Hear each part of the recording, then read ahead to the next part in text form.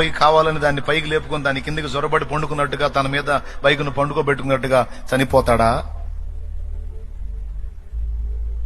ఆ photo చూసినోడికి ఎవడికైనా mind సరిగా పనిచేసినోడికి ఎవడికైనా అర్థమైపోయింది.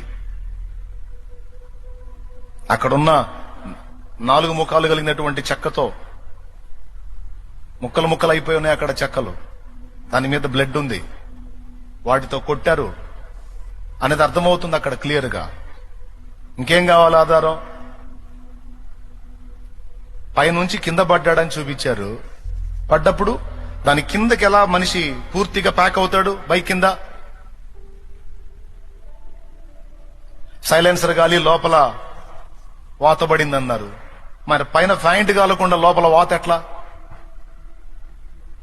రాడ్తో కొట్టింది. అది రాడ్తోనో కట్టెతోనో కొట్టారు, బలమైన దెబ్బ తొడ మీద.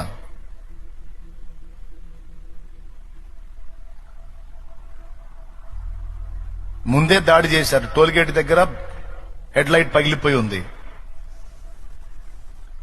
సిగ్నల్ లైట్లు 2 పనిచేయట్లా, అవతల లైట్ కూడా లేదు. ఒక్క లైట్, యువతల పక్క ఉన్న లైట్ ఒక్కటే వెలుగుతా ఉంది.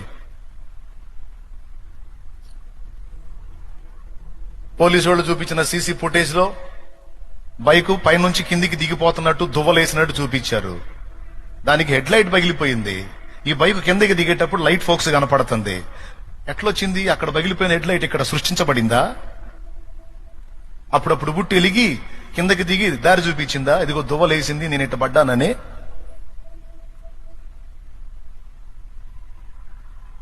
అర్థం కావట్లేదా క్లియర్ గా? ఎట్లా చెప్తారంటే ఖచ్చితంగా అర్థమైపోయింది. ఇంకా బోల్డ్ అన్ని ఉన్నాయి.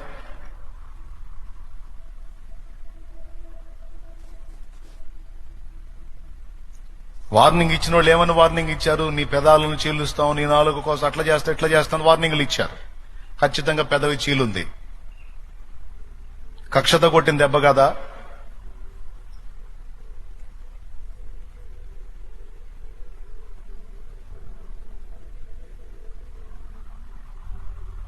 బైక్ నిండా రక్తం చిందుంది.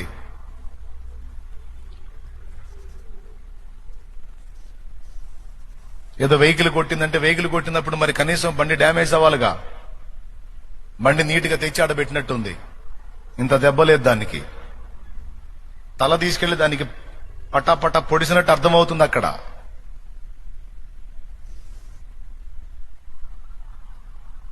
తర్వాత వాళ్ళు రిపోర్ట్ ఏదన్నా ఇవ్వనే, అది సత్యం అవనే అసత్యం అవనే, మన కళ్ళకి మనకు మైండ్ పనిచేస్తుంది కనుక మనం ఈజీగా